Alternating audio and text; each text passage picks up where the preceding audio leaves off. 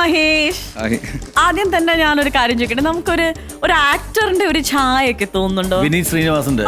എനിക്കും വിനീതേട്ടന്റെ അങ്ങനെ ആരെങ്കിലും പറഞ്ഞിട്ടുണ്ടോ? ഞാൻ ആദ്യം അനുകരിച്ച വോയിസും വിനീതേട്ടന്റെ വോയിസാണ്. അല്ല, വരവുണ്ടല്ലേ അവിടുന്ന് ടണലിൽ നിന്നുള്ള ഒരു വരവ്, ആ വരവും ആ നിപ്പൊക്കെ അതാണ് ഞാൻ ആ ഒരു എളിമയും ഒക്കെ. അത് ഞാൻ സത്യം പറയട്ടെ, വിനീത് ശ്രീനിവാസനെക്കാളും ഛായ ഉണ്ട്.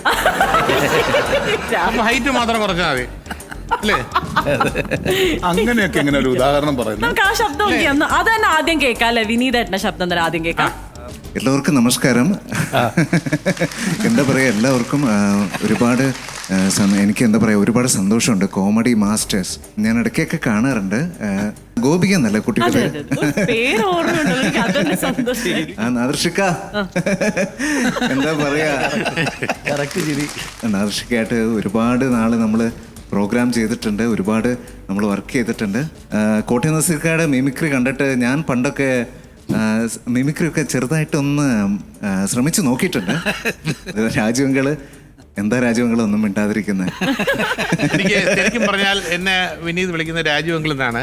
വിനീത് എന്നെ എപ്പോഴാണ് കണ്ടത് ആദ്യം ഒന്ന് ഓർമ്മയുണ്ടോ? എനിക്ക് രാജവങ്കളെ സത്യം പറയാൻ എനിക്ക് കുറച്ച് മറവിയുടെ ഒരു അസുഖമുണ്ട്.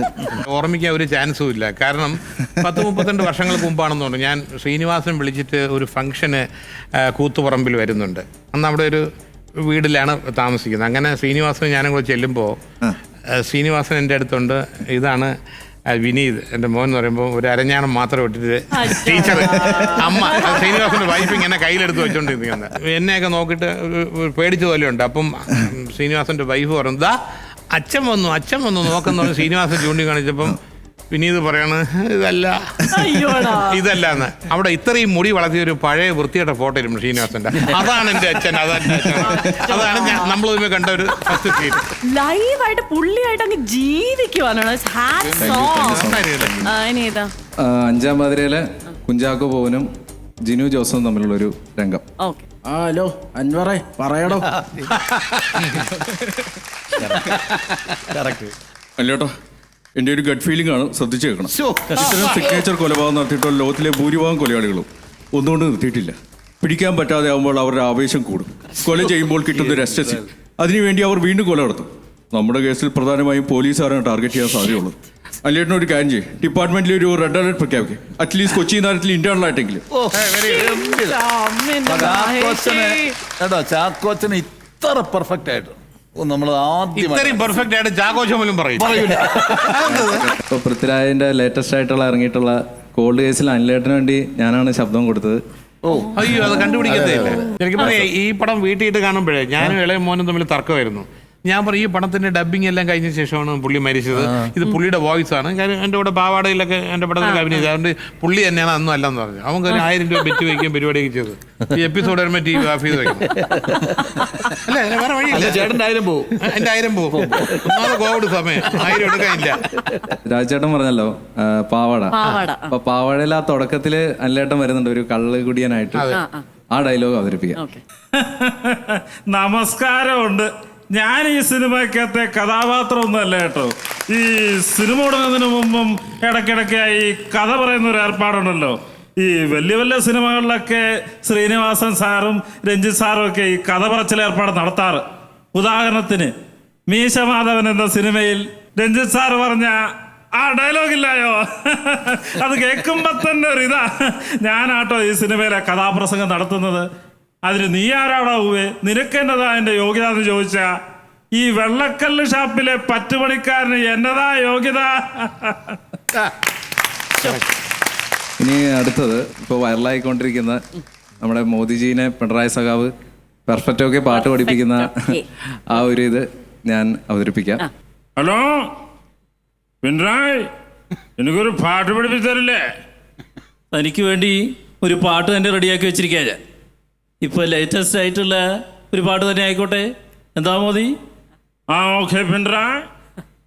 ഉച്ചയ്ക്ക് ആംപ്ലേറ്റ്, ചോറ്, ഉപ്പേരി, അപ്പേരി ഒക്കെ. 4 മണിക്ക് ഒരു ചായ, ഒരു വട, ഒരു പഴംപൊരി, ഒരു അട, ഒരു വട, ഒരു വട, ഒരു അട എന്ന് പറഞ്ഞേ. ഉച്ചയ്ക്ക് ആംപ്ലേറ്റ്, ചോറ്, ഉപ്പേരി, അപ്പേരി ഒക്കെ. 4 മണിക്കൊരു ചായ, ഒരു വട, ഉപ്പേരി, അപ്പേരി ഒക്കെ. എടോ 4 മണിക്കല്ല ഉച്ചയ്ക്കാ ഉപ്പേരി അപ്പേരി. താൻ എവിടെ കൊണ്ടാ വെക്കുന്നത്? ഞായറാഴ്ച മാത്രം ബിരിയാണി. ഞായറാഴ്ച മാത്രം ബിരിയാണി. മച്ചാനത് പോരളിയാ. എന്നാ മച്ചാനത് പോരളിയാന്ന്. മച്ചാനത് പൊരുളിയാ.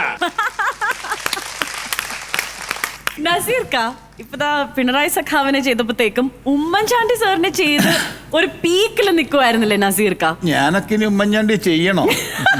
വേണോ ഇക്ക? നസീർക്കായിട്ടുള്ള ഒരു കോമ്പിനേഷൻ ഒരു അല്ലേ, അതൊരു നല്ല മൊമെന്റ്. മഹേഷിനേക്കാൾ കൂടുതൽ ഞാനാണത് ആഗ്രഹിക്കുന്നത്. ആ പിന്നല്ല. അല്ലേ? എല്ലാവർക്കും നമസ്കാരം. ഇതെന്ത് പ്രോഗ്രാമാണ്? ഇത് കോമഡി മാസ്റ്റേഴ്സ് ആണ് പിണറായി സാർ. അതാരാ അവിടെ ഇരിക്കുന്നത്? തനിക്ക് മുമ്പ് ആ കസേരയിൽ ഇരുന്ന ഒരു ഹതഭാഗ്യവാനാ. താനും ഇവിടെ ഉണ്ടാവുമെന്ന് ഞാൻ ഒട്ടും പ്രതീക്ഷിച്ചില്ല. എന്തായാലും തന്നെ കാണാൻ കഴിഞ്ഞത് സന്തോഷം. എനിക്ക് നിങ്ങളാ മോദിജിയെ പഠിപ്പിച്ച പെർഫെക്റ്റ് ഓക്കെ ആ പാട്ട് എനിക്ക് ഒന്ന് പ്രാക്ടീസ് ചെയ്യണം. മോദിജിയെ പാട്ട് പഠിച്ചിട്ട് അതിൻ്റെ ക്ഷീണം ഇതുവരെ മാറിയിട്ടില്ല. അപ്പോഴാ തനിക്ക്. എന്തായാലും താൻ പറഞ്ഞല്ലേ, എന്തായാലും ഞാനത് പഠിപ്പിക്കാം. അതെ. ഞാൻ ഒരു തവണയേ പറയുള്ളൂ, അത് മനസ്സിലാക്കി പഠിച്ചോണം. കേട്ടില്ലേ? ഒറ്റ പ്രാവശ്യം പറഞ്ഞാൽ മതി, ഞാനത് മനഃപ്പാടമാക്കിയിരിക്കും. എന്നാ താൻ പിടിച്ചോ. ഉച്ചയ്ക്ക് ആംപ്ലേറ്റ്, ചോറ്, ഉപ്പേരി അപ്പേരിയൊക്കെ. ഉച്ചയ്ക്ക് ഓംപ്ലേറ്റ്, ചാറ്, പിന്നെ ഉപ്പേരി അപ്പേരി ഒക്കെ. 4 മണിക്ക് ഒരു ചായ, ഒരു വട, ഒരു പഴംപൊരി, അല്ലെങ്കിൽ വേണമെങ്കിൽ ഒരു പരിപ്പ് വട. 4 മണിക്ക് ഒരു ചായ, ഒരു പഴംപൊടി. എടോ പഴംപൊഴിയല്ല, പഴംപൊരി. പഴകി തുടങ്ങിയല്ലോ, അതാ. അല്ലാതെ താൻ ആദ്യം നിർത്തി പാടാം, എന്നാലേ ഭാവം വരൂ. 4 മണിക്ക് ഒരു ചായ, ഒരു വട. 4 മണിക്ക് ഒരു ചായ, ഒരു വട, ഒരു പഴംപൊരി, ഒരു പഴംപൊരി, ഉപ്പേരി അപ്പേരിയൊക്കെ.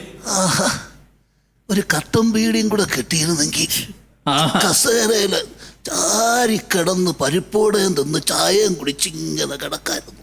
അല്ല, താനിതിപ്പോ ഞാൻ പാട്ട് പറഞ്ഞു തരുന്നതാണോ കേൾക്കുന്നത്, അല്ലോ താൻ വേറെ സ്വപ്ന ലോകത്താണോ? അല്ല, ഇനി പാട്ടൊക്കെ പാടി ഇതേപോലെ പഴംപൊരിയും ചായയും ഒക്കെ കുടിച്ചിരിക്കാം. അടിച്ച് പൊളിച്ചു. വേറൊരു കാര്യം അറിയോ, സാധാരണഗതിയിൽ നമ്മളൊരു സീനിയർ ആളിന്റെ മുമ്പിൽ നിൽക്കുമ്പോൾ ഈ പുതിയ ആൾക്കാർ വരുമ്പോൾ അവർക്കാണ് ഒരു ഭയപ്പാടുണ്ടാവുക. ഈ പുള്ളിയോട് എന്ത് ചോദിക്കും, എന്തെങ്കിലും ചോദിച്ചാൽ എന്തോ തിരിച്ചു വല്ലതും കൗണ്ടർ വരുമോ, ഉണ്ടാവുന്നത്. ഇതിപ്പോ എനിക്കാണ് ടെൻഷൻ ആയത്, നമ്മള് പറയുന്നത് തെറ്റരുതെന്നുള്ള ടെൻഷൻ.